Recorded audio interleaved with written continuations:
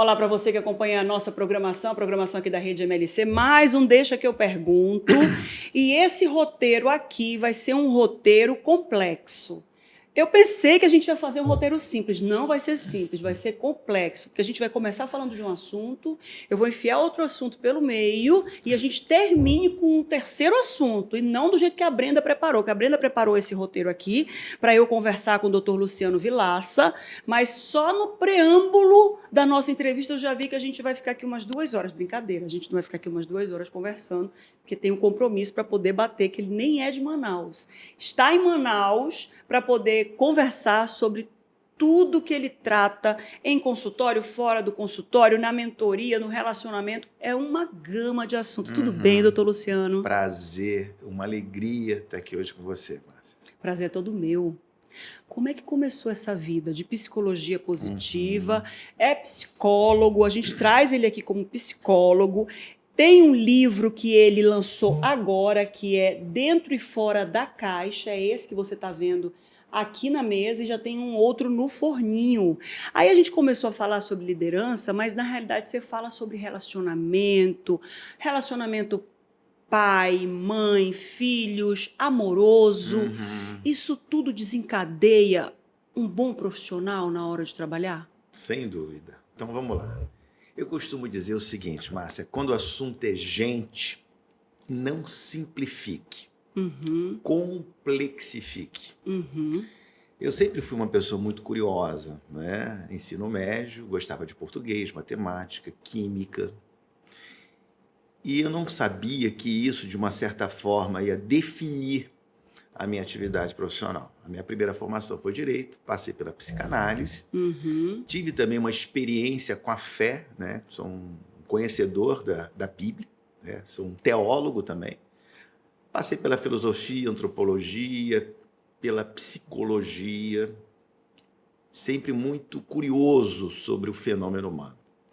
A vida é complexa, então essa multiplicidade de formação que tinha como pano de fundo a minha própria curiosidade humana, do conhecimento, do saber, me fez compreender, né, e que a complexidade é a resposta para lidarmos com os enfrentamentos, com a dor, com a angústia, com as perguntas que fazemos todos os dias, lidar com as relações com o marido, com o filho, com o negócio. E hoje, a complexidade é uma base científica, uma base epistemológica, ou seja, que trata do conhecimento, né? Nós costumamos dizer que essa é uma era fundamentalmente complexa. Aliás, Márcia, é importante que a gente entenda o sentido da palavra complexo. Complexo significa com, hífen, plexo. Aquilo que é tecido junto. Nós hoje estamos aqui com uma história, com uma memória, com um sobrenome. Sim. Nascemos num tempo, temos pais diferentes, né? Situações diferentes, cultura diferente, culturas crenças diferentes.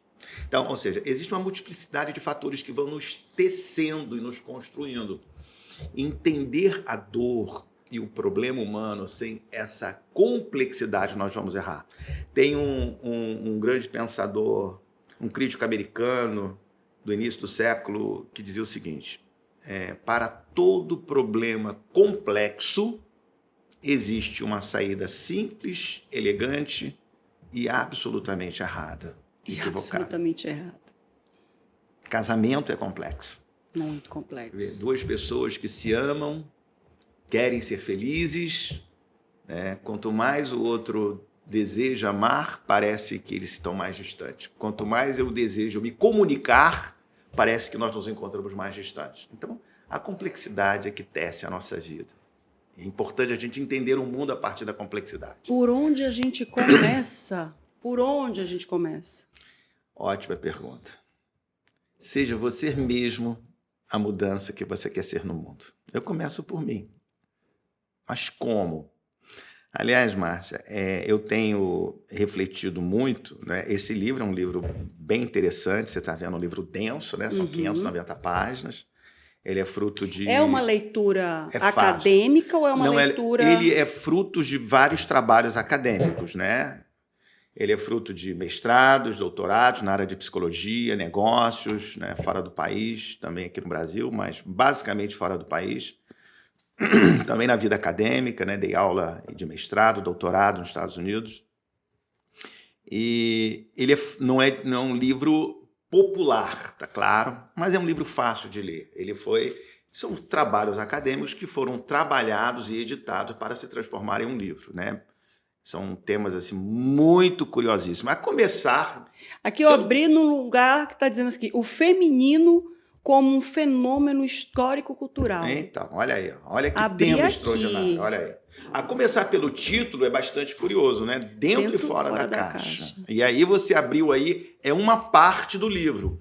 O feminino como um fenômeno histórico, né, e cultural. Feminino no sentido de dimensão ontológica. Feminino não é único e exclusivo da mulher. Sim, claro que não. O feminino é uma dimensão, né? Daí a necessidade de afirmarmos que um dos maiores desafios hoje do século é pensarmos dentro e fora da caixa. Pensarmos a partir de uma dimensão feminina e a partir de uma dimensão masculina. Eu chamo isso de dialógica. Dia de atravessar, lógica, de atravessamento de lógicas. O que é isso? O feminino, nós falamos da ternura, da poesia, da amabilidade, do cuidado, do amor. O masculino, por outro lado, nós falamos do poder, da força, da apropriação, da exploração. Feminino e masculino são duas dimensões que deveriam ser incorporadas na vida de um homem, de uma mulher maduro.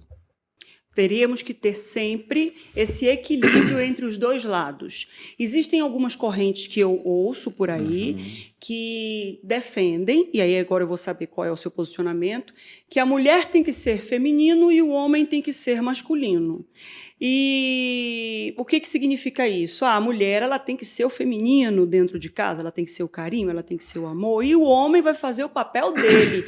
E esses dois papéis eles são muito bem separados e equilibrados apenas pelo sexo biológico. Eu já vi muita discussão a respeito disso e eu te confesso que é uma discussão que eu não concordo muito. Para a minha vida, para a minha existência complexa, não funcionou. Eu tenho uma prima que ela bate muito isso e a gente teve um episódio que o Clóvis teve um pneu furado e eu falei, eu vou aí trocar, porque faz tempo que eu não troco pneu, eu quero treinar a trocar o teu pneu. Fui lá com ele, a gente trocou o pneu junto e a minha prima ficou indignada comigo. Você trocou esse pneu? Eu falei, eu queria aprender a trocar, revisitar o meu conhecimento, que eu já tinha trocado uma vez, porque se eu me vir sozinha, não vai passar ninguém para trocar, eu vou fazer o quê? Eu vou ficar parada no lugar ou eu vou resolver o meu problema para poder continuar o meu caminho, né? E ela ficou indignada com isso. E ela e algumas correntes que a gente vê de treinadores, de mentores na internet, deixam isso muito bem separado. Qual a sua opinião a respeito disso? Ótima pergunta.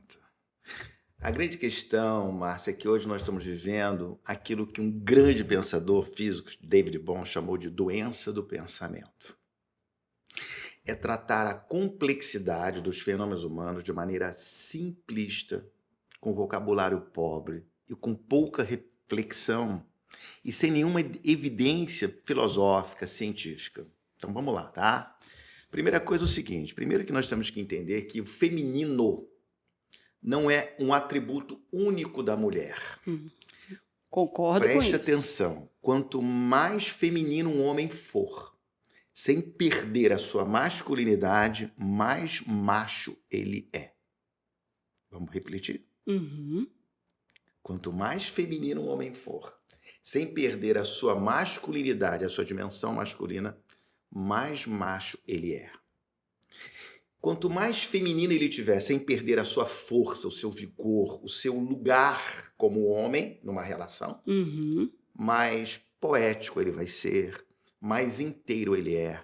Quando um homem deixa de mais carinhoso ele é. Quando um homem deixa de desenvolver a sua ânima, uma palavra cujo sentido é o feminino, né? Quando ele deixa de desenvolver, ele perde a sua ternura, ele perde a sua poesia, porque tem verdades, experiências na vida que só podem ser captadas pela dimensão do feminino, do afeto, da ternura. Ele percebe a necessidade do seu filho, da sua esposa, dos seus colaboradores, porque ele tem uma dimensão feminina. Uhum. Então, ele percebe as emoções das pessoas com quem ele está lidando. As emoções, os sentimentos. Então, o homem, ele precisa do feminino. Por isso eu costumo dizer que esse é o mundo de muitos machões e o mundo de poucos machos. Perder a sua dimensão feminina ou sufocá-la é mutilar a sua humanidade. Que o homem precisa, ele demanda. Nós precisamos de homens que tenham úteros. Aliás, no hebraico, a palavra útero é ternura e útero são palavras intercambiáveis no Velho Testamento. É curioso, na cosmovisão judaico-cristã. Então você veja que o homem demanda um pai com útero. É um pai mais atento à necessidade do seu filho. Um marido com útero mais atento às necessidades femininas. E por outro lado, se o homem precisa se apropriar do feminino, que é o seu contraponto, a mulher, por outro lado, precisa também se apropriar da sua dimensão masculina. Quando ela não se apropria da sua dimensão masculina, ela se torna uma vítima frágil do abuso, da discriminação. Não tem iniciativa para sair de um ambiente violento. Não tem, porque ela está... Por isso que essa fixação sexista das funções entre os sexos, ela não é apenas perigosa, mas ela é promotora de um estado de dominação do masculino, porque você veja, se você depende do homem para tudo, então você vai submeter ali a um estado de empobrecimento, a um estado de violência, porque você não tem autonomia. E muitas mulheres estão sob um estado de violência sexual, de abuso, porque elas não física, emocional, sexual, psicológica. Exato, elas não conseguem. Então, por isso que nós temos que ter muito cuidado com essa visão arcaica e perigosa de que o homem tem que ser provedor, de que o homem tem que ser provedor, o homem tem que ser provedor. Muito cuidado. Muito obrigada por ter vindo hoje. Muito É agora que a gente encerra a nossa entrevista, porque eu acho que tudo foi dito. A gente tem mais alguma pergunta, Breno? Temos. Não vai ser encerrada agora, não. Tem muita coisa para conversar. Porque isso é muito sutil. Eu entendo. E olha, vou dizer uma outra coisa. Se eu não tivesse botado o meu masculino para jogo, eu não teria chegado aonde cheguei, cheguei, e nem aonde eu ainda quero chegar. Sem dúvida. É porque o masculino, vamos lá. Aí tu imagina se eu fosse esperar um homem prover as minhas necessidades.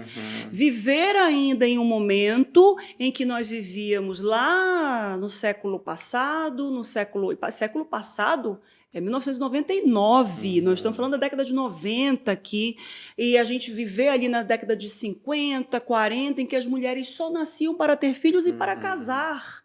E eu que não tive filhos por escolha, sou uma mulher inútil, se nós formos colocar se nós formos manter essa divisão muito clara e distante. Isso. Ou seja, não há um entrelaçamento do que é feminino, do que é masculino, com equilíbrio, sem haver confusão do sexo biológico ou das tuas orientações. Mas independente do que você é na cama, e aqui a gente não está falando de sexual, eu estou falando de vivência, nós estamos falando disso, de vivência, de comportamento, de tudo mais, esse entrelaçamento é fundamental para que você possa decidir, para que você possa falar com firmeza na hora que você tiver que falar, e para você embalar um filho ou fazer um cafuné no teu marido na hora que você tiver que fazer. Márcia, é importante ter essa divisão. Muito, assim como todos nós carregamos uma contrapartida sexual, biológica. Eu sou um homem, mas eu carrego dentro de mim uma dimensão psicológica feminina e carrego também hormônios de natureza feminina. A mulher também carrega hormônios de natureza masculina, tá claro? Testosterona, nós temos testosterona, os homens têm estrogênio, acabou. Uma imagem que nos ajuda a compreender de uma maneira muito saudável essa dimensão entre o masculino e o feminino é o yin e o yang. Ela é muito importante. Tá? O yang é a partinha, é o branco, que tem um pretozinho dentro. O Yang é o masculino, que tem um pretozinho dentro. Então, o homem, ele tem que ter, que é sim, o feminino.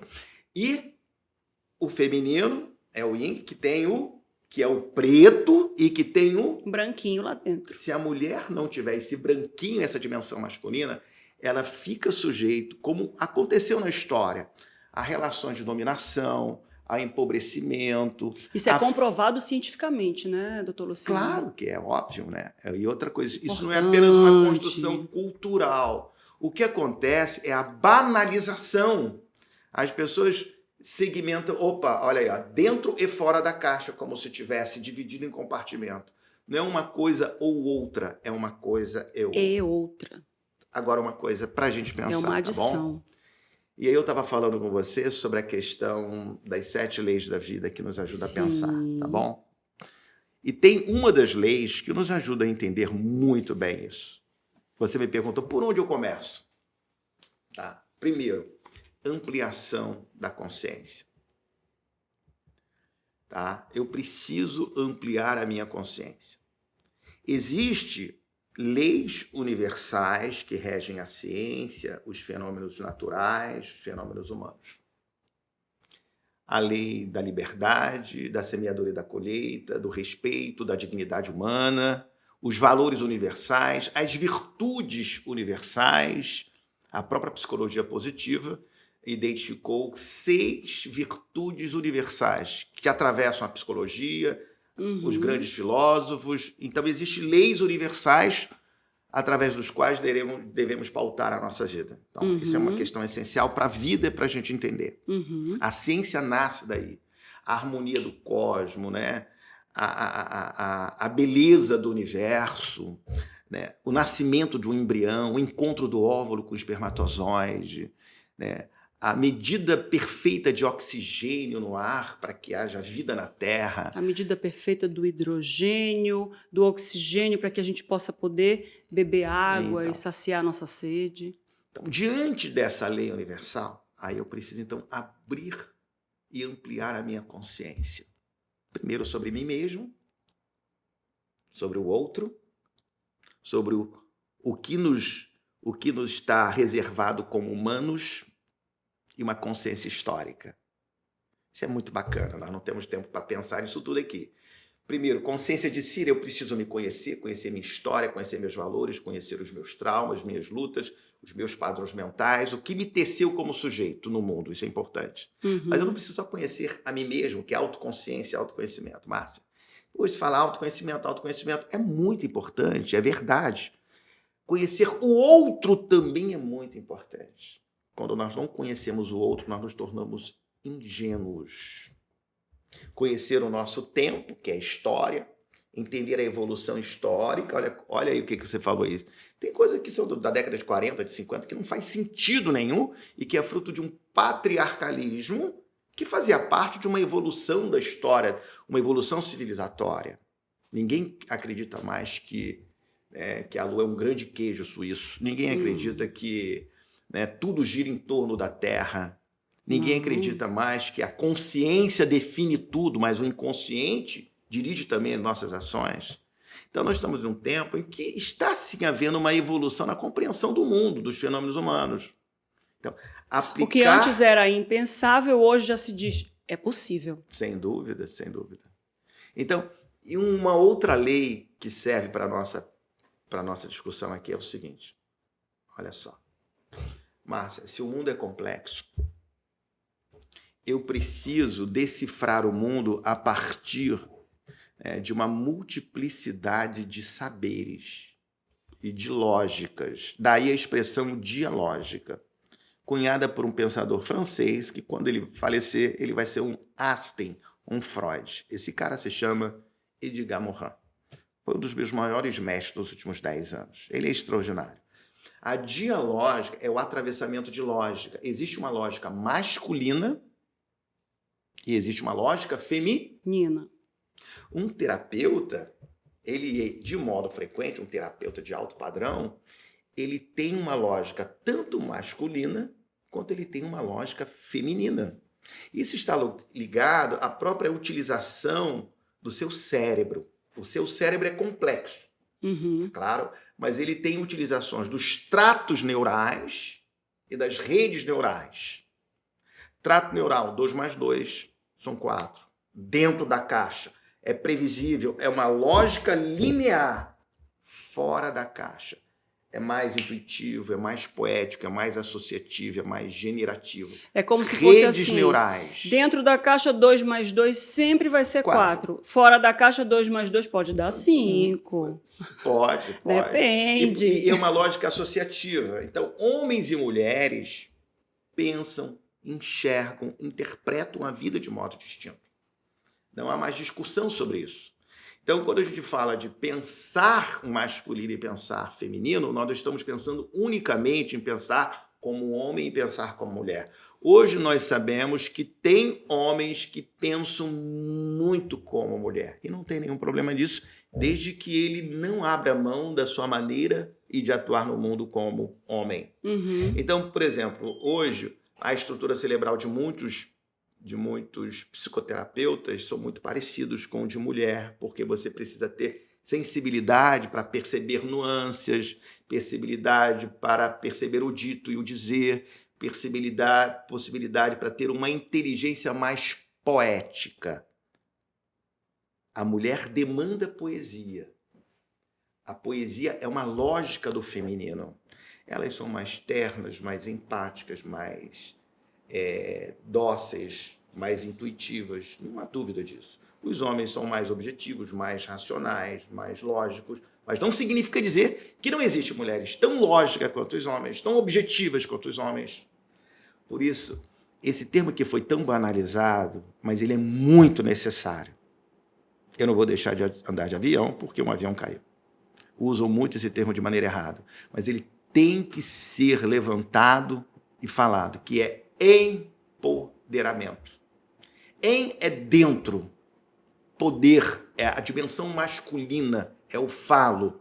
A mulher precisa, sim, ser empoderada. E aqui nós chegamos à dialógica. Quantos olhos você tem? 2. Feminino. Masculino. É sempre... Unidual. O mundo é unidual. Vamos lá? Daí a dialógica. Vamos lá? Ó. Fecha esse olho aqui comigo, Márcia. Tenta encontrar um dedo no outro. Vamos lá, faz essa vivência aqui comigo. Faz aqui. Sim. Isso, vai lá, 1, 2, 3 e já, rápido. Vamos lá, 1, 2, 3 e... Viu como é que é difícil? Você errou. Eu errei. Sabe por quê? Viu? Vamos lá, vou te explicar. Isso é muito importante. Faz agora, Júlio Alberto. Vai me entender? Eu acertei. Acertei. Olha, Alberto, é fácil. Nós temos que enxergar o mundo a partir de 2 óticas, de 2 realidades. A realidade dele e a realidade dela. A dimensão feminina e a dimensão masculina. Por que casamento é algo tão difícil? Por que o mundo está em tantos extremos? Eu tô certo, eu tô certo, eu tô certo, eu tô certo. Está olhando para a vida a partir de uma perspectiva caolha, reducionista. É assim que as pessoas veem. Feminino, masculino, como se fosse unicamente feminino da mulher, tá claro? Tu sabes, Luciano, eu preciso fazer aqui uma parte. Não vai esquecer do raciocínio, tá, né? Não. Coloca aqui em cima, ó. Tá Aí aqui. depois a gente devolve para cá, para baixo. Eu tenho um estilo de casamento com meu marido e desde o início eu sempre pensei o seguinte, eu sou provedora, meu marido é provedor. Nós dividimos tudo em casa. E assim como eu preciso, ele tem que desejar que eu tenha independência financeira, ele também tem que ter independência financeira. Mas vocês são um. Não, nós não somos um. Nós somos 2 pessoas de mãos dadas, caminhando um caminho. Mas nós somos 2 pessoas. E quando nós casamos, eu tive que deixar para trás muito do que era a minha vivência de casa para poder trazer o que eu entendia que seria bom para nós 2. Eu queria paz, eu queria tranquilidade, eu queria amorosidade, porque eu sempre entendo, o meu marido, ele tem as dores dele, e ele não tem que suportar as minhas dores, nós temos que dividir isso.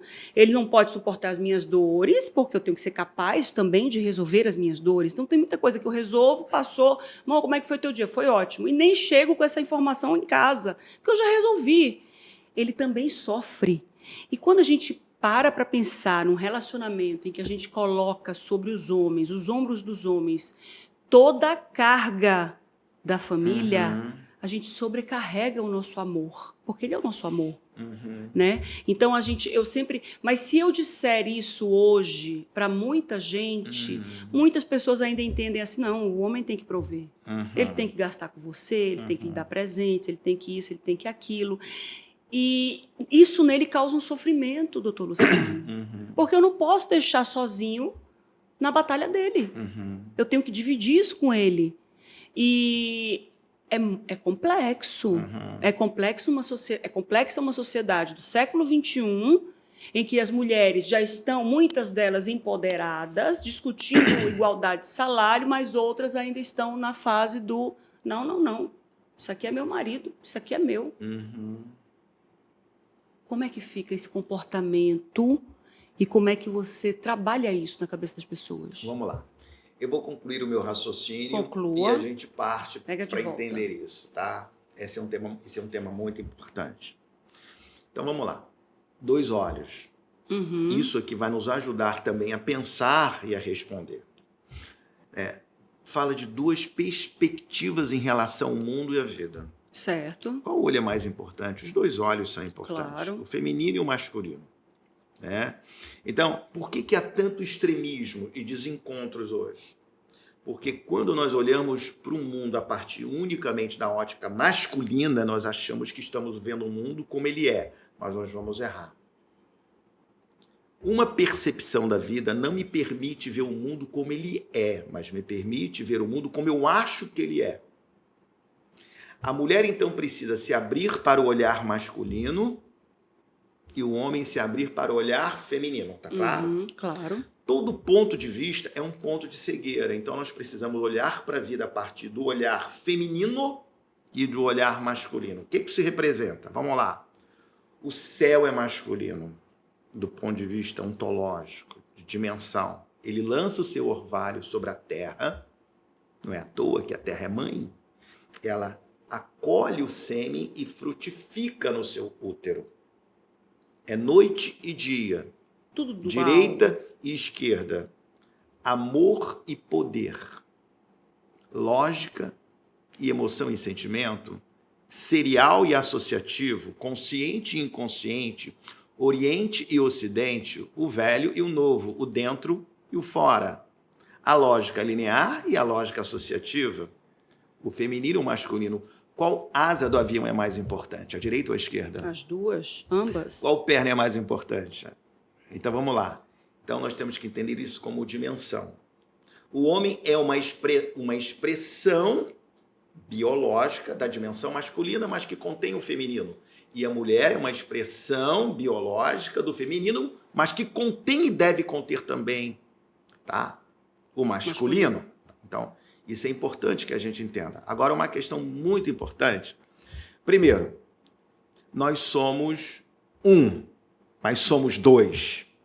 E agora eu vou trazer um conceito muito importante. A complexidade não se explica pelo preto ou branco. Entre preto e branco existe uma multiplicidade de matizes e de tonalidade diferentes. A vida não é preto ou branco. Tá claro? Existe cinza, existe grafite. Entre 8 e 80 existe uma multiplicidade de variações infinitas. Então, lidar com o mundo a partir de radicalismo preto ou branco não responde à complexidade. Porque não responde, porque a complexidade ela tem múltiplas variações. Então, é importante. Então, vamos pensar agora em relação à questão da provisão. E eu vou fazer aqui um percurso histórico. Você abriu aí, tem um texto, né? O Resgate do Feminino. Certo. Aqui. Vamos lá, isso é antigo. Isso começa nas páginas do livro de Gênesis, que vai dar origem à cultura judaico-cristã. Vamos entender isso? Olha que coisa fantástica. Todos nós cristãos, ou que vivemos num país cristão, ouvimos que Deus criou Eva, não é isso? Não, criou Adão. Criou Adão e... A Eva, a partir da costela do Adão. Então vamos lá, preste atenção. eu vou mostrar para você aqui rapidamente, não precisa ser teólogo para entender isso, Sim. que Deus nunca chamou a mulher de Eva. Quando Deus fez, estou usando isso aqui para a gente entender como a cultura se tornou o que é também no mundo ocidental, tá bom? Certo. Quando Deus viu o homem, não é bom que o homem esteja só. Falhei uma auxiliadora. Olha, Márcia, que coisa fantástica. A palavra auxiliadora no hebraico é ezer. Era uma palavra utilizada no hebraico para designar a natureza de Deus. Deus é o nosso auxiliador. Você não vê aí nenhuma submissão, nenhuma relação de dominação do homem sobre a mulher ou de inferiorização. Pelo contrário, ela é ezer, um atributo que é próprio de Deus, tá claro? Como ezer, como auxiliadora, ela deve criar o mundo, a cultura, cultivar o jardim, aquilo que teologicamente chamamos de mandato cultural. A quem cabe construir o mundo, a cultura e a civilização? Não é ao homem. É o homem conjuntamente com a sua auxiliadora. Sem hierarquia, no mesmo nível de simetria. E aí o texto lá diz, é muito bacana, que o homem ele vai passar por um profundo sono, ele abre os olhos. Quando ele abre os olhos, ele tem diante de si um ser lindíssimo, que evoca dele poesia, osso dos meus ossos. É poesia. Adão foi o primeiro poeta. A mulher foi criada por Deus para ser tratada com poesia. Por isso Freud disse que só os poetas falam o coração de uma mulher. Por isso que um homem mais feminino, ele é capaz de amar mais uma mulher, porque ele é um poeta. Osso dos meus ossos, carne da minha carne, chamar-se-á Isha, pois do Ish foi tomada. Você percebe que há nessa fala sonoridade, musicalidade, poesia? Tá claro ou não? Tá claro, claríssimo. E quando a gente olha para a criação, Márcia, olha que coisa fantástica. Todos os machos são mais bonitos. Quer ver? Quem é mais bonito? O leão, macho ou fêmea? O macho é bonito, aquela É o mais jubona bonito. toda. O pavão, um macho.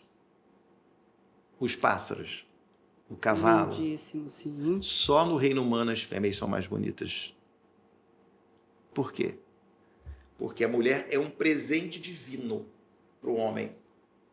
Você não vê Eva aí. Você vê Ezer, você vê Isha. Um dado muito importante. Quando o pecado entra na raça humana, eu estou fazendo uma leitura aqui, do ponto de vista psicanalítico também, diz, olha, que o homem passou a chamar a mulher de Javá.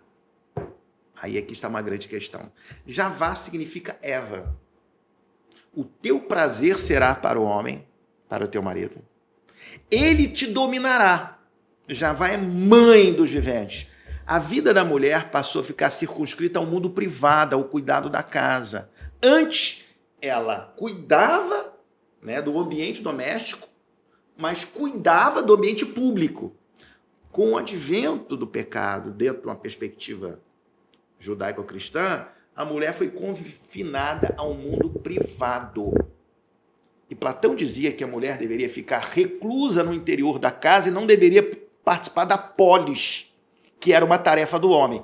Agora, aquilo ali não é eu sou cristão, tá claro? Agora eu vou fazer um atravessamento aqui. Jesus nunca propôs isso. Quando Jesus veio, ele resgatou a mulher dessa maldição. Que nem sabia ler.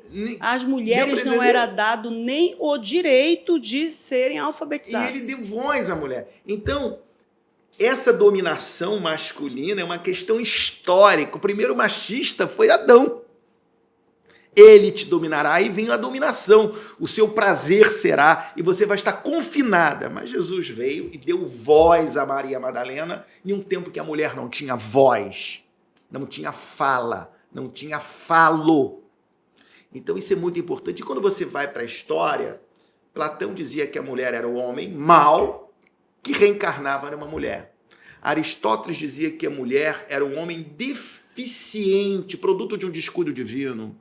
Os pais da igreja repetiram as falas Tertuliano, Santo Agostinho, com todo respeito, mas os pais da igreja foram igualmente machistas. No ano 300, mais ou menos, da era cristã, Márcia, foi estabelecido um concílio para definir se a mulher poderia ou não ser considerada criatura humana e ganhou por uma pequena minoria de votos. Então você veja que a dominação do masculino, o patriarcalismo, que colocou a mulher como um apêndice do homem, é uma questão muito antiga e que vem reverberando até hoje. Essa ideia de provisão do homem é uma maneira sutil de reafirmar mais uma vez a inferiorização da mulher e o poder do macho sobre o homem, porque ela fica absolutamente dependente do poder do macho. O poder do homem, e isso é muito perigoso. Já está sendo revertido isso no Está. século XXI? Estamos Porque a o que a caminho. gente mais ouve falar é desse empoderamento.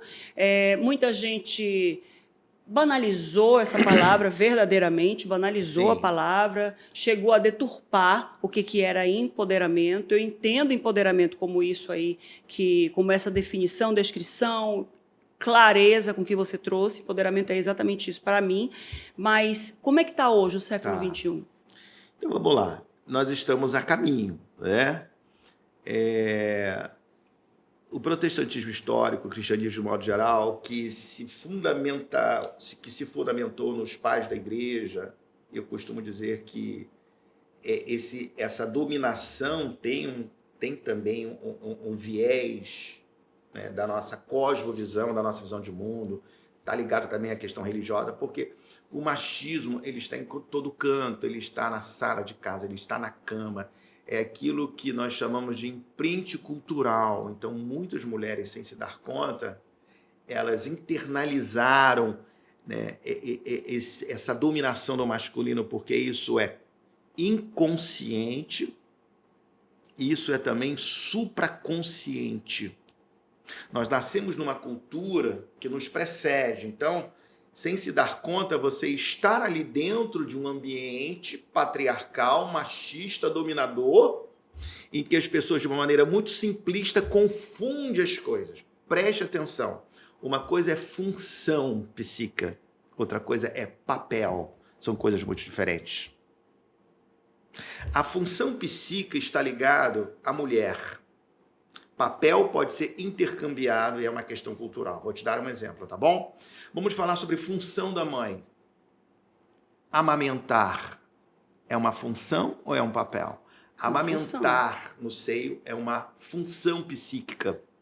O seio representa a mãe. Aliás, a palavra mamãe e mamãe são palavras correlatas, tá bom? Sim. Mamã. A palavra mamãe tem a mesma origem da palavra amor. Olha que coisa linda. Depois dos 2 anos, a criança tem contato com papá, tá claro? Uhum. Então nós estamos falando aí de uma função psíquica para termos um olhar freudiano, um olhar psicanalítico. Então tem o complexo de Édipo, ele é importante na estruturação do sujeito. Isso é universal. Então tem uma função do papai. O genitor do sexo oposto tem uma função na constituição da criança. Tá? Então, a criança precisa de adultos genitores de ambos os sexos. Ela precisa se identificar com a dimensão do papai e com a dimensão da mamãe. E que tem funções psíquicas diferentes. Agora, trocar uma fralda, dar uma mamadeira, prepará-lo um lanche, levar ao pediatra, aí nós estamos falando de papéis. Porque tanto papai quanto mamãe pode trocar a fralda. Trocar. O pai, como função, representa a lei, que põe limite, que interdita o desejo da criança pela mãe. Por isso que o pai é tão importante na estruturação de uma criança. Todas as pesquisas mostram que se nós formos, por exemplo, em um presídio de segurança máxima, você vai ver lá que a maior parte daqueles detentos foram criados apenas pelas mães. A falta do pai gera-se mais criminalidade, a falta do pai gera-se mais obesidade, mais depressão, mais ansiedade, autoestima baixa. Vou complicar a sua vida. Posso fazer uma pergunta? Claro. E os casais homossexuais? Mesmo os casais homossexuais, a dimensão masculina e feminina está ali. Tá. Agora, isso não significa dizer que essas crianças não terão mais dificuldade no seu processo de sexuação. Eu vou explicar. Isso não significa dizer que essas crianças não terão mais dificuldade no seu processo de sexuação. Não estou dizendo que terão, eu estou dizendo que é possível. Por quê? O papai e a mamãe é para uma criança uma referência corporal também. Não é apenas uma referência de sujeito. Tá claro? Uhum. Papai é uma referência de sujeito, de pessoa, independente do gênero, independente do sexo, tá claro? Uhum. Mas a menininha, quando olha, né, o pênis do papai, fala assim, ih, a minha caçula com 2 aninhos, ih, papai tem Lulu. Irmão tem Lulu. Neném não tem Lulu. Mamãe não tem Lulu. Naná não tem Lulu. Uhum. Então a criança, né, aliás, Freud disse isso lá no início do século XX, então a criança tem sim na figura, né, parental o quê? Uma identificação corporal, né, que a faz identificar-se. Agora, como isso vai ser desenvolvido, não existe uma regra. Porque o homem é um mistério, há um enigma. Por isso que a gente tem que ter cuidado com simplificações. Cada sujeito ele vai encontrar um caminho a partir dos modelos que lhe são oferecidos, tá claro? Claro. Então, a grande questão, voltamos, Márcia, quando o assunto é gente... Não simplifique, não simplifique, complexifique. Quero falar um assunto, até porque, óbvio, né, que a gente precisa aqui deixar claro que tem muito casal que é heterossexual, que é um prejuízo para as crianças. A gente não está entrando nesse termo de educação só, a gente está falando sobre os valores morais, eu quero falar de moralidade.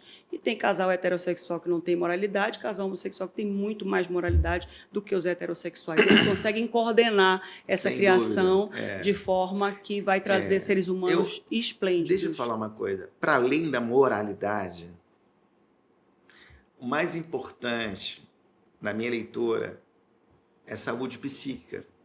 Vou explicar por quê. A saúde psíquica, ela está ligada à ética. E a moralidade pode estar ligada ao moralismo. São coisas distintas. Uhum. Então você vê casais heterossexuais que são imorais do ponto de vista ético. Agora Exato. aqui fiz um atravessamento de conceitos. Sim, sim. E tem casais homossexuais que são éticos, Extremamente que têm éticos. valores e que podem sim dar muito mais saúde psíquica, Exato. né, a casais héteros adoecidos. Então, a grande questão é a ética, é o ethos, é a virtude. Porque o que traz saúde não é o moralismo. O moralismo, ele também é preocupante. Ele também é fonte de adoecimento, de patologia. O que é importante... Aquele moralismo insano, hipócrita, muito do moralismo hipócrita, insano, não pensado, não racionalizado para humanizar. Tá. Tem muito moralismo que não humaniza, ele animaliza. Eu vou dizer isso, porque tem gente que é cheio da moralidade e não tem nada de humanidade. Aqui no seu roteiro, eu vi em algum lugar, Brenda, depois a Brenda vai pegar e falar assim, já que tu não usa o roteiro, eu não vou mais fazer roteiro para ti, porque eu não mandei, que eu fiz aqui, eu tive a maior dor de cabeça para fazer esse roteiro, pedi até para ela botar definições aqui, o que significa vulca, bane, tuna, o atum. Isso é importante, né? muito gente, legal. Não sei como é que a gente vai fazer. Então, a gente tinha isso está dentro do nosso tema. A gente tinha que ter feito 2 podcasts contigo, mas vai embora amanhã. Porque eu quero ir embora amanhã. Eu vou viajar amanhã, verdade, eu vou embora. Eu viajo hoje. Eu vou me embora hoje. Eu vi em algum lugar aqui A gente tem mais tempo, viu? a palavra amor. A Amor. gente vai entrar, se Tá. for o caso, viu, Alessandra? A gente divide em 2 partes, parte 1 e Isso. parte 2. Faz igual minissérie.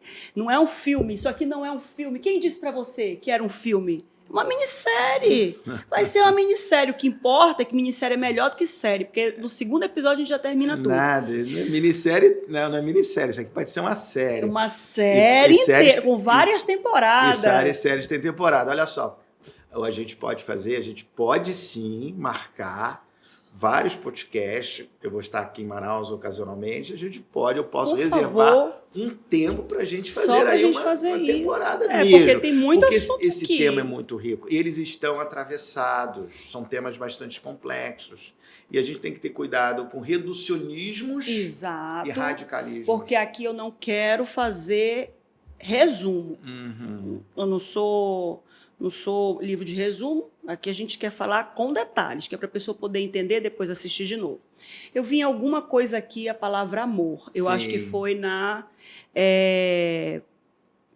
parte de psicologia positiva, que isso aqui é um podcast inteiro só para a gente falar de psicologia positiva.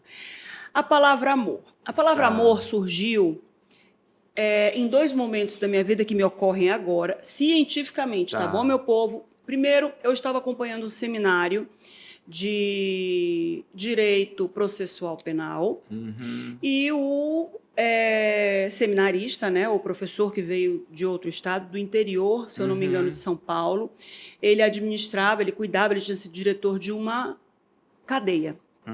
E nessa cadeia os presos tinham um comportamento do tipo, olha, o telefone está com defeito, eu posso ir lá fora usar o orelhão? E o diretor dizia, pode, está aqui a ficha, vai lá fora e usa o orelhão para ligar.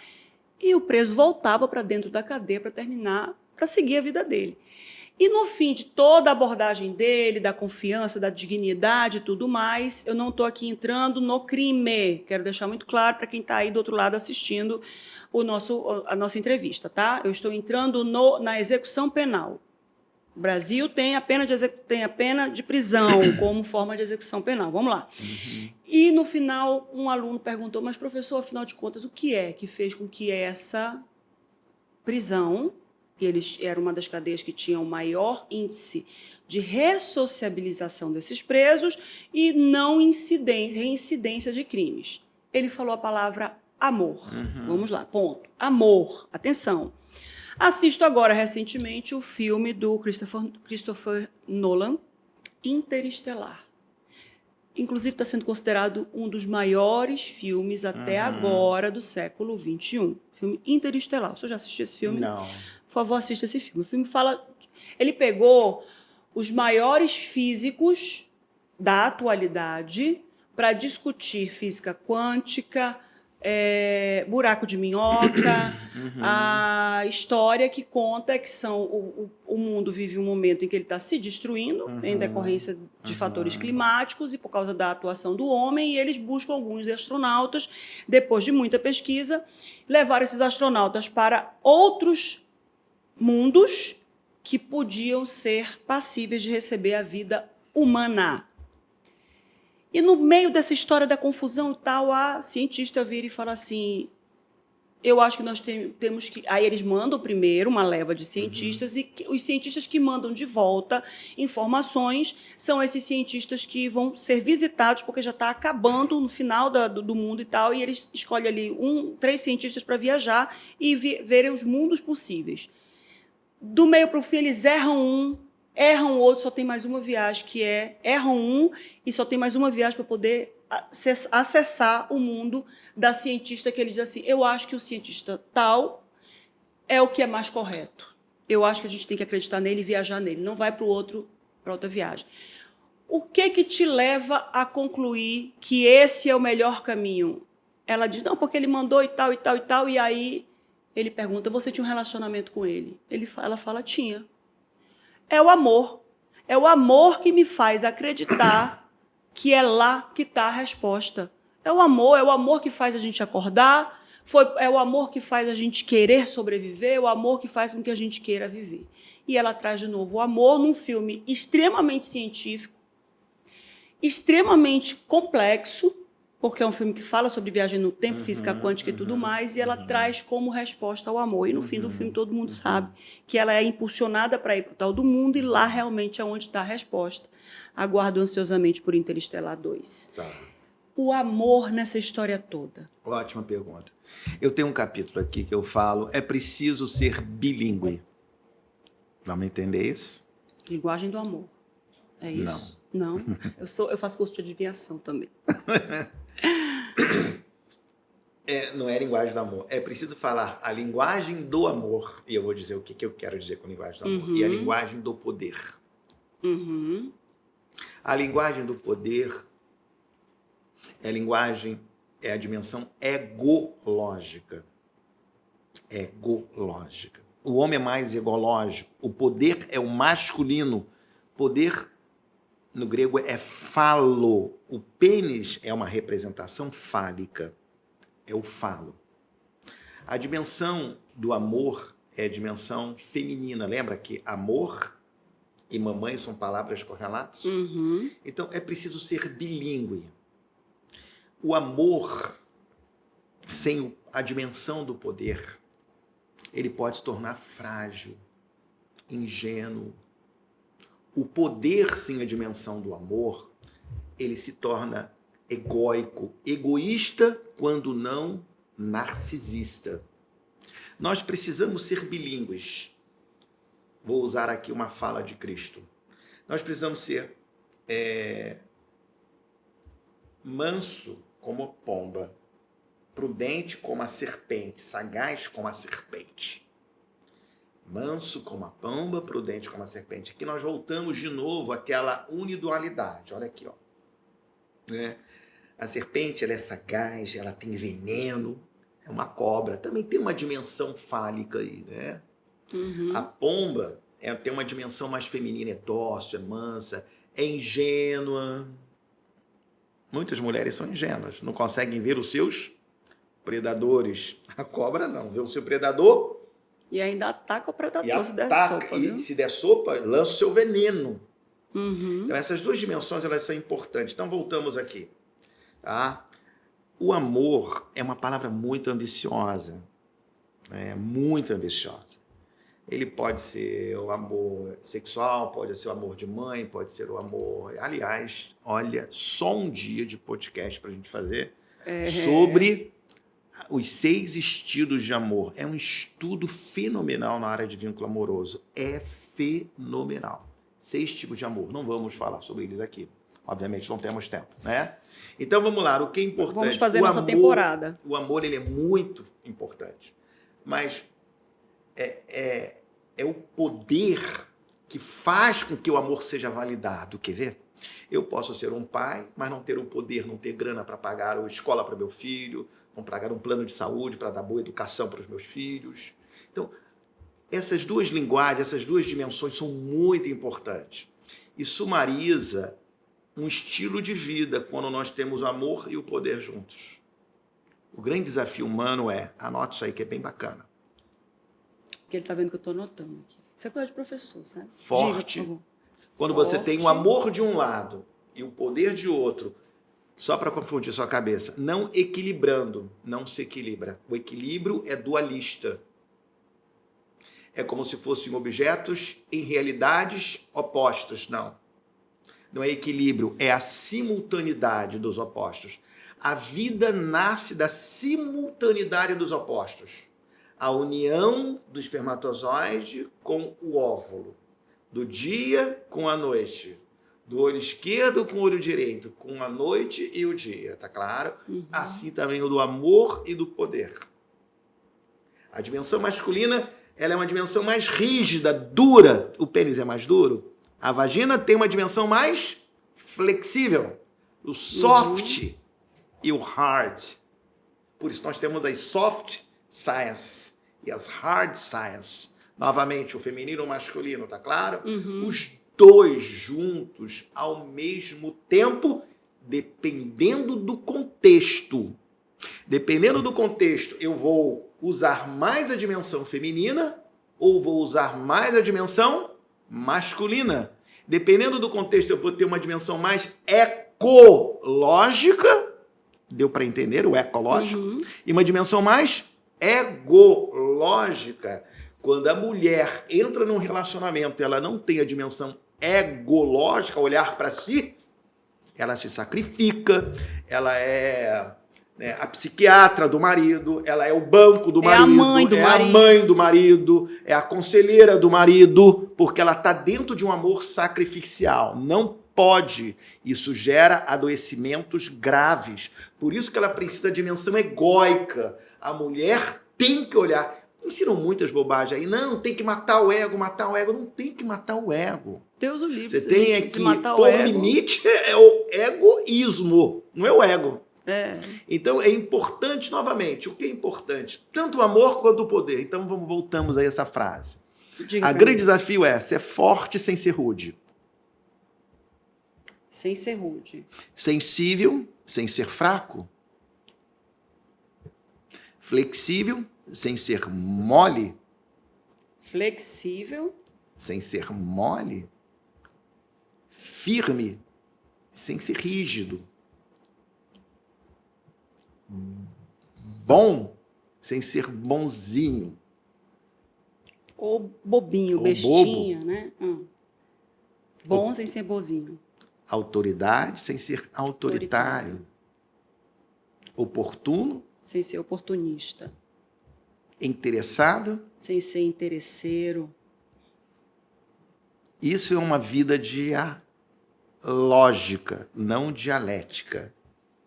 E não é equilíbrio. O mesmo homem é, ao mesmo tempo, feminino e masculino. Se Deus é menino e menina, então não fere o meu lado masculino. Quer ver uma coisa? A mulher é imagem e semelhança de quem? De Deus. Nenhuma mulher conseguiria ser mais feminina do que Deus. É mole? Porque a gente é imagem e semelhança. Tá claro? É, mas ele e nenhum homem poderia ser mais masculino do que Deus. Deus é a síntese. Tá claro?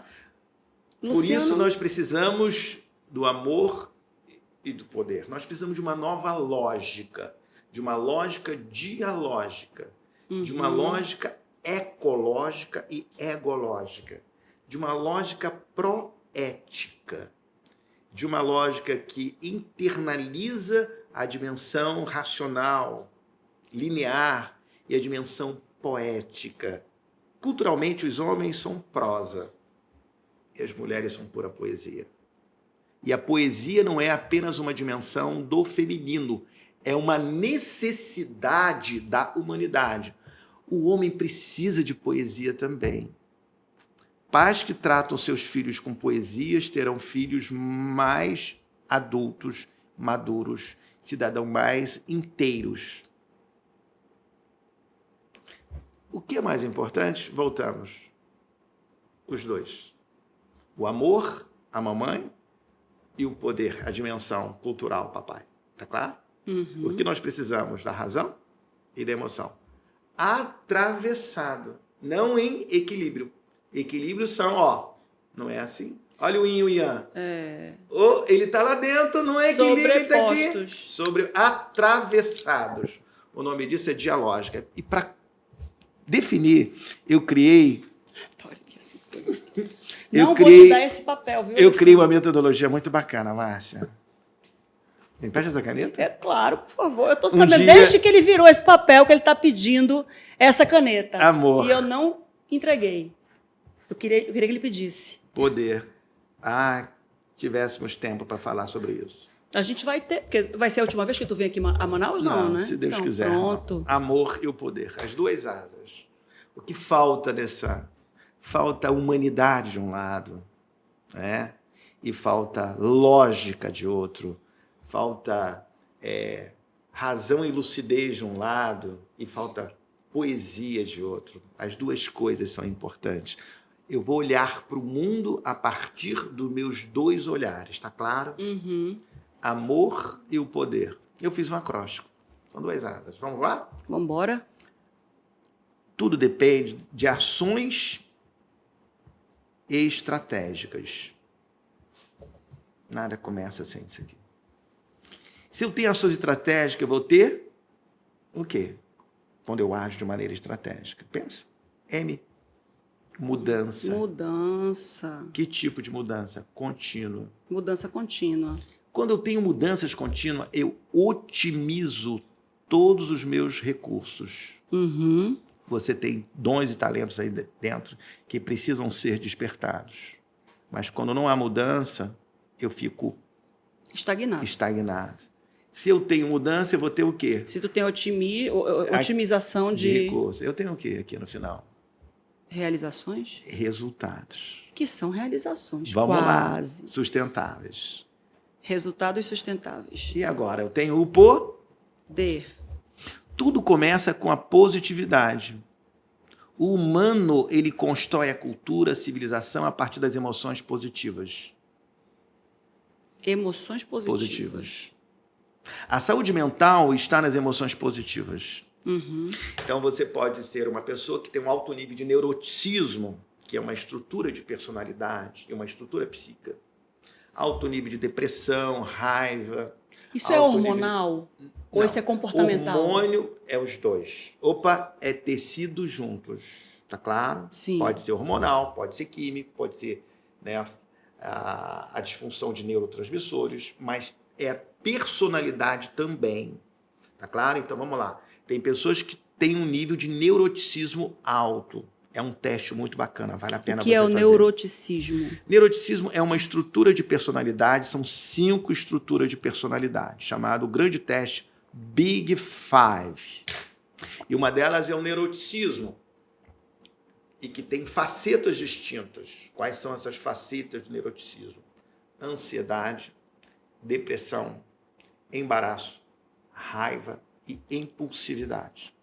Essas pessoas são mais tristonhas, vulneráveis, ansiosas. É como o cérebro e a estrutura psíquica dela foram constituídos. Essas pessoas precisam ser trabalhadas. O Brasil, o mundo está doente. O nível de neuroticismo é assustador, Márcia. O mundo está doente. Então, voltando aqui, tá claro? Tudo começa, então, com positividade.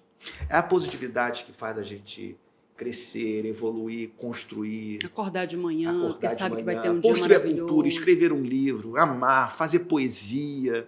Fazer reunião de pauta. Fazer reuniões de pauta, é a positividade. Pessoas mais positivas são mais entusiasmadas, são mais alegres, são mais gratas, são mais felizes. Nós somos seres heliotrópicos. O que é isso? Nós somos igual a plantinha que busca a luminosidade do amor, da gratidão, da positividade. E aqui nós chegamos ao otimismo realista. Muita coisa para a gente pensar, hein, Márcia? O copo está meio cheio ou meio vazio, esse copo? Meio cheio, é óbvio. Nada. Não tá, não? Tá, os dois ao mesmo tempo. Simultaneidade. Se você olhar e dizer que está meio cheio, você está errando. E se eu disser que tá meio vazio, eu também tô errado. Então, vamos lá? É um paradigma novo, né? Tá ao mesmo tempo. Ao mesmo tempo. Eu já mudei. Já vi que eu conquistei uma discípula aqui. Jesus, Maria José. Faz com todo sentido. A nova geração pensante é que vê aqui ao mesmo tempo. Otimismo realista é o paradoxo. O nome disso se chama paradoxo de Stockdale. Até porque se eu quiser melhorar essa água e quiser colocar gelo, eu tenho que ver o copo meio vazio para poder caber gelo aí dentro. Viu aí que coisa brilhante? Então é isso, é bobagem. Esse reducionismo, não, o otimista fala que está bem cheio. Não, vamos ver a realidade como ela é, vamos ver aos dois ao mesmo tempo, porque é isso que está a realidade. É ufanismo, é infantilidade, não ver o vazio quando há vazio. Assim como é um pessimismo radical não ver algo que tem quando existe. A tragédia está não ver a água quando tem água e nem ver o vazio quando há vazio. A psicanálise viu o vazio, a psicologia positiva vê o cheio e agora vê o cheio e o vazio. E o vazio. Foi rápido demais? Não, cristalino. Otimismo realista é o paradoxo. Isso tem um nome. Paradoxo de Stockdale. Depois a gente conversa sobre... Eu conheço a expressão otimismo realista. Achei que eu que tivesse inventado esse negócio. Um ano depois eu fui ler a Harvard Business Review, vi que um pensador americano usou a mesma expressão que eu usei. Otimismo realista. E se nós temos otimismo realista, o que nós precisamos na vida? Dedicação. Direção. Autotelismo. Márcia, comecei a namorar a minha esposa na segunda-feira, marcamos o casamento na quinta-feira da mesma semana. Isso foi impossível. Isso é Big Five. Não é. Eu não sou impossível. Olha a ansiedade. Não foi. Big Five. Isso foi autotelismo. Eu sabia que mulher eu queria. Eu tinha 28 anos, já era um líder há 6 anos, já cuidava de casais há 6 anos, comecei com 22. Eu só dizia para ela, eu sabia que você existia. Eu só não tinha encontrado você. Foi bonito isso. Autotelismo. Tá? Direção, visão, Foco gestão ali. da vida. Saber o que você quer. Planejei ter 3 filhos, planejei a minha atividade profissional, planejei construir minha primeira casa com 30 anos, escrevi meu primeiro livro com 30, plantar uma goiabeira no centro do terreno do lado da piscina. Isso é possível. O nosso cérebro Já teve precisa. filho, já escreveu o livro e já plantou uma árvore. Eu tenho 3 filhos. E todos fizeram psicologia. Só o mais velho que fez direito, casou, parou, mas todos vão pelo caminho do papai e da mamãe. Direção, isso é muito importante. O nome disso se chama autotelismo. A grande sacada hoje é eu preciso de autogestão. Liderar a minha própria vida. E depois, engagement. Engage é um conceito novo chamado flow. Flow. Já ouviu falar? Com certeza. Alto nível de competência e alto nível de desafio. Então eu respondo, é um flow. É uma celebração criativa. É extremamente satisfatório. E agora sim, quando nós temos aqui, nós temos, você falou aqui, realização. Realização. Aqui nós temos dimensões mais femininas. E eu uso o poder, que é masculino. Aqui nós temos dimensões mais masculinas. E eu uso o feminino. O feminino. Amor. Entendeu? Não vai levar esse papel para casa, foi rápido, né? Hein? Você captou. 1 hora, gente, de aula, não é possível. Ele colocou, ele fez uma simultaneidade, não foi oposição, foi uma simultaneidade usando o feminino com definições masculinas e o masculino com execuções rápida, você é inteligente. A gente faz alguma coisa que pode. Porque resultado é uma dimensão mais masculina. Exato. E a realização, o que a mulher quer? Realização. E o que o homem quer? Resultado. Quer números. Viu? Faz sentido? Gente, e aquilo amor. Sentido. Aí parece que eu não. Parece que eu descobri isso, não é? Faz sentido? Faz sentido, descobriu. Parece que eu descobri. Descobriu? Tem qual livro esse aqui? No próximo, nenhum livro ainda. Poxa vida, vai lançar. Agora, aqui tem um capítulo sobre amor e poder, mas não tem. Isso aqui é uma metodologia para tudo. A saúde mental está em você ter amor e ter poder.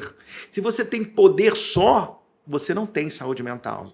Você tem doença. Se você tem amor só, você também não tem saúde mental. Esse livro é meu? Claro. Por favor, faça uma dedicação amorosa e empoderada. Márcia, foi um prazer. Brenda, desculpa, minha querida. Eu não perguntei nada do roteiro. Mas tu guarda para a próxima, por favor. Luciano não sabe como o prazer inenarrável de te ter hoje aqui. Os meninos sabem que esse assunto é apaixonante. Eu adoro. Eu acho que eu estou trazendo assim algumas respostas para você. Muitas respostas. Eu leio muito sobre isso. Por isso que o mundo é Bunny. Vamos só acabar com Bunny? Bunny, vai. Ou vai vamos pro acabar Bunny. com VUCA e Bunny? Que aí vai ajudar a gente. Vai, faz aí, puxa para a próxima página. Vamos embora. Não, tem que ser outro verso, vai. Bunny. Bunny. Esse termo veio do militarismo americano, muito usado depois dos anos 80, tá? Em função da Guerra Fria. Primeiro, VUCA. VUCA do militarismo americano, tá? Sim. VUCA do militarismo americano, logo após a Guerra Fria, muito usado nos anos 80. Eu então, sei, volatilidade. Volátil. Volátil. O mundo é volátil. Vamos lá, vamos ver se eu consigo descobrir, hein? Se eu consigo adivinhar. O é uncertain, que é incerto. É. C de complexo. Viu? Por isso que eu trabalho com a complexidade. E? O A de ambíguo. Uau, ambíguo, tá claro? Tá então claro. É uma ambiguidade. Se o mundo é complexo, nós não... Eu tô colando. Não tem problema. Ali, ó. Olha ali, ó. Eu tô colando tudo. Vai. Então, tá claro, viu? Olha aí, ó. Então, você veja, volátil, A volatilidade adoeceu. Nós estamos vivendo um mundo muito doente porque a volatilidade nos coloca diante de uma insegurança crônica. E toda vez que o humano vive diante de uma insegurança crônica, ele está suscetível ao estresse e à ansiedade, tá claro? Vai acontecer alguma coisa, vai mudar Isso. tudo, nada mais Eu estou inseguro. Então, a volatilidade traz também incerteza. A incerteza te faz ficar preocupado com o amanhã, com o futuro. Com certeza. O foco no amanhã aumenta o seu nível de preocupação e de ansiedade. Ansiedade, claro, é uma questão grave, né? Ligada à saúde mental. Tá. Por o mundo ser complexo, a complexidade nos coloca diante de um desafio enorme. Quem sabe criar filhos? Quantos casais sabem ser felizes? Quantas pessoas sabem escolher os seus parceiros? Quantos conseguem criar os seus filhos? Então, nós estamos com desafios muito grandes, para além da nossa competência para responder esses desafios. Então, o nível de ansiedade aumenta. Toda vez que nós temos desafios e não sabemos responder, o nível de ansiedade aumenta. Só que nós fomos criados pela linearidade. Quantos psicólogos você conhece que estudou finanças corporativas? Quantos psicólogos você conhece que estudou química? Ou quantos psicólogos você conhece que estudou física? Ou quantos engenheiros você consegue que estudou, né, psicologia? O mundo foi dividido em partidos dentro de um ensino linear, departamentalizado. Por isso nós não conseguimos responder à complexidade e tudo fica muito ambíguo. Ainda mais hoje, que todo mundo é especialista. O cara está com 1 milhão no Instagram. Fala bobagem. Simplismos e obviedades. Superficialidades a partir do senso comum. Ele lê um livro e ele não sabe nem o que está falando. Ele não tem nem consciência do que não sabe. Ele não tem consciência da ignorância em que ele está. Né? Bem, o VUCA, e aí vem um antropólogo, Jamais Cálcio, e propõe que houve uma degeneração a partir de 2018. O que era volátil se tornou frágil. Brittle. Esse estado de impotência e de fragilidade frente à tecnologia, com a chegada da pandemia, a rapidez dos processos no trabalho, né, o envelhecimento do conhecimento, a necessidade de responder a desafios cada vez mais complexos, nos deixa muito frágeis ante o mundo. Tá? O que era incerto se tornou ansioso. Por isso, o Brasil é o país mais ansioso do mundo, porque nós temos características... Nós somos? Os Estados Unidos não são mais ansiosos do que a gente? Os Estados Unidos é o país mais deprimido. Nós somos o mais ansioso. Na América, nós somos o segundo mais deprimido da América. E nós somos o mais ansioso da América do Sul. Mundo. Da América. Qual é o primeiro? O mais deprimido é os Estados Unidos? Estados Unidos. Tá. E ansioso no mundo é o Brasil. Nossa. Porque problema econômico, corrupção, polaridade ideológica, direita e esquerda, ignorância, falta de acesso à educação, falta de acesso ao cuidado. Quanto que é um bom psicoterapeuta hoje, um psiquiatra? É caro, né? Acesso a cuidado, né? E aí traz ansiedade. E a complexidade, aqui a complexidade, ele diz que se tornou a não linearidade. Só que aqui tem um errozinho epistemológico, com todo respeito ao grande antropólogo, porque a complexidade ela já é não linear. A complexidade ela é linear e não linear ao mesmo tempo. Então é um errozinho aqui epistemológico na minha compreensão, tá bom? Com todo respeito ao grande pensador. Tudo bem, ninguém ficou ofendido, não. Se o mundo é não linear e nós estudamos a linearidade, o mundo se torna incompreensível. Se você vai lá hoje, um cara falando bobagem, muita gente, as pessoas falam, dão conselhos de vida amorosa, os caras não sabem do que estão falando, porque eles estão lidando com problemas afetivos complexos, estão lidando com questões inconscientes, questões graves, por isso que o treinamento no Brasil, por isso que o coach fez tanto mal ao Brasil. Você sabe por quê? Porque o coach banalizou e simplificou o que é complexo. deu treinamento e performance quando a pessoa precisava de cuidado, de cura. Cuidado médico, né? Desafiou ele mais ainda quando ele estava deprimido, ansioso e em um estado de burnout. Doentes precisam de cura. Doentes não precisam de coach, de treinamento. Precisam de ser tratado com amabilidade, com ternura, com compaixão. Nada de desafiar mais, nada de performar mais. Você não pede um doente para performar o doente, você leva cura para ele, não performance. Performance é o poder. Olha a dimensão masculina de novo. Masculina, poder, poder, poder, poder, poder. Nós precisamos do amor e do poder. Os maiores CEOs do mundo, o cérebro dele vai em milionésimos de segundo ao resultado e a pessoas em milionésimos de segundo. Os maiores CEOs do mundo. Ele vai do resultado masculino ao cuidado. Isso são líderes mais humanizados. E inafastáveis na situação de hoje, né? Absolutamente necessário. O mundo absolutamente necessário. Tá? E o Tuna? O Tuna. Turbulento? Turbulento. É um mundo turbulento, embora haja algumas resistências em relação ao Tuna, mas ele também é compreendido, é um mundo muito turbulento, não há dúvida disso.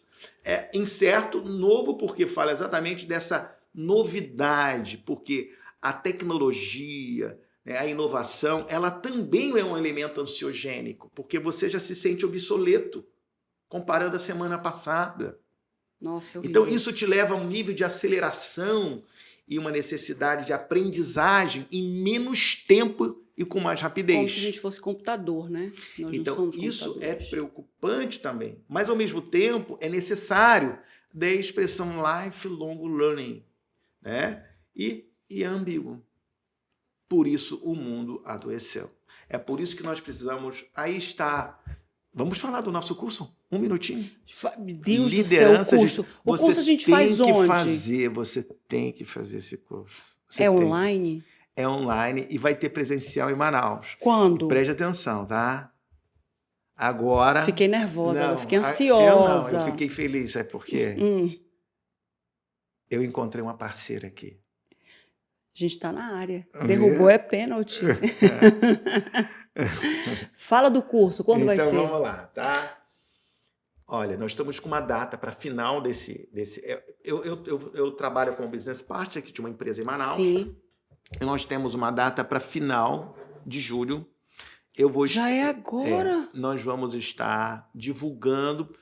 Pode ser que a gente trabalhe com essa data e joga um pouquinho mais para frente. Certo. Mas, por enquanto, nós temos essa data. Essa semana nós estamos definindo isso presencial. Mas isso não significa dizer que nós não podemos fazer uma transmissão online, uma outra turma. Agora, esse curso também é online.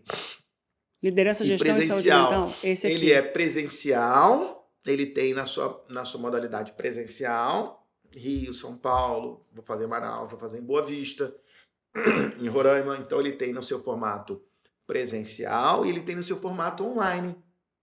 No seu formato online, as aulas são toda segunda-feira comigo, liderança, gestão e saúde mental. Então, isso é um curso de extensão, você está vendo? É um curso de formação e extensão universitária, que tem uma titulação também em Chief Happiness Office. O que é o Chief Happiness Office? Chief é ladrão? Chief Chef. Chief Happiness, CEO em felicidade. Exatamente. Chief Happiness Office. Porque o CEO é Chief Executive Office. O Chief Financial Office, o Chief Resource Human Office e tem o Chief Happiness Office. Tá claro? Então você tem... para líderes, você que quer definir a sua vida pessoal e profissional, você quer ter uma liderança de ponta, você quer inspirar, você que quer alavancar a sua carreira, alavancar os seus negócios, você que quer ser mais pleno, feliz. Esse é um curso para você. E você que quer promover saúde mental na sua casa, na sua empresa, esse é um curso para você, tá? Lá no meu arroba Luciano Vilaço, no meu Instagram, só ir lá, me dá um oi no direct, a gente vai estar divulgando lá, tá também no meu perfil. Tem algum contato de WhatsApp? WhatsApp não tem ainda. Não tem, mas de cabeça, assim, hoje a gente não lembra mais. Ah, claro. O meu perfil tem todas as informações. @Luciano Vilaça. Tem todas as informações, tá? As aulas serão todas as segundas-feiras, de 6h30 às 9h. Eu dou essas aulas, mais 5... 18h30, né? 18h30 às 21h30. Né? Mais 5 médicos que trabalham também comigo, psiquiatras, nutrólogos, endócrinos. Eu dou o eixo do curso, é bem forte, não tem como. Você quer uma mudança radical? Você já pensou esses conceitos aqui traduzidos na sua vida de maneira prática? E aplicáveis, né? Aplicáveis. E com uma metodologia. O amor e o poder. Tá bom? Tá ótimo. Liderança, gestão e... Saúde mental. mental. O @ do Luciano é @Luciano Vilaça. Vai estar aqui na descrição, por favor, tá? Clóvis e Brenda e Alessandro também, tá? E se for possível, coloca também durante a entrevista o @ dele, tá, Alessandro? Em caracteres, que é para as pessoas poderem se informar. Porque muita gente, às vezes, não olha lá a descrição. A gente coloca durante toda a entrevista, tu vai piscando ali para aparecer, tá? Lembrando que as aulas, embora sejam ao vivo, né? Se você faltar um dia ou outro, obviamente, as aulas ficam gravadas, ficam na plataforma.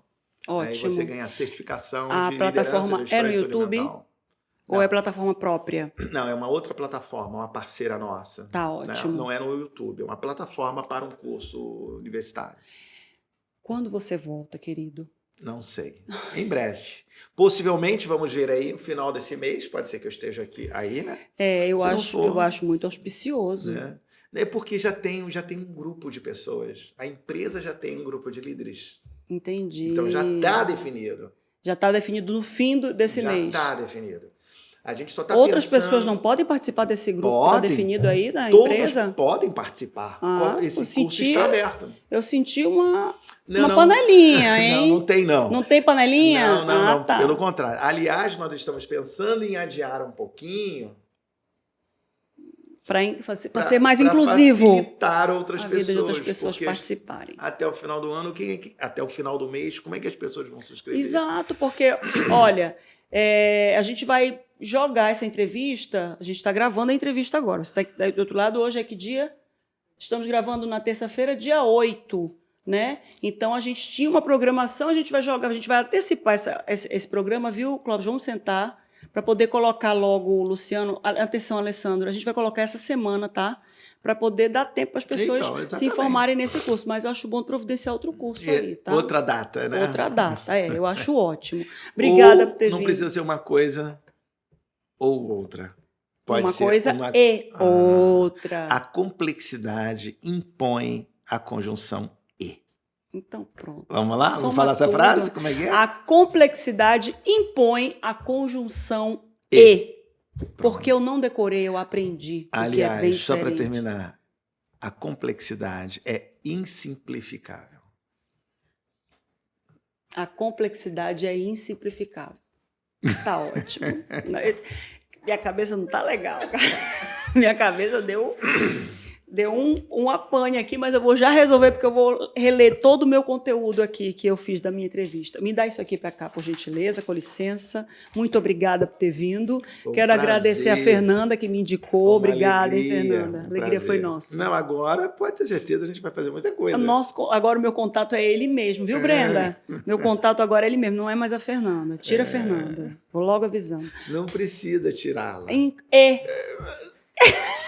Coloca a Fernanda, eles estão loucos aí. Eu sou terrível, né? Eu sou terrível. Coloca o E. Não precisa. E olha, Rosana estava certa desde o início. Dela estar não significa dizer que você não está direto. Estamos juntos misturado, entrelaçado. Rosana estava certa desde o início quando cantou a música O Amor e o Poder. Viu? Põe essa música no fundo da entrevista, Amor e o Poder da Rosana, viu? Certo. Eu não conheço essa música. Não? Né? Não conheço. O Amor e o Poder. Poder. Não conhece a música porque meu celular não está aqui. O Alessandro nem procurou a música para colocar aí. Deixa para lá. Pra voar. Senão nós vamos eu vou mandar a música para ti pelo Deezer. Vai ouvir a música todinha. Obrigada por ter vindo. Muito obrigado, amei você. Gente, foi uma alegria. Eu ficava aqui. Ficava, eu tenho certeza, eu também ficava. ficava. Mas os meninos estão me olhando torto ali já. Vocês não me olhem torto não, viu? Porque é nós e vocês. Eu vou logo avisando.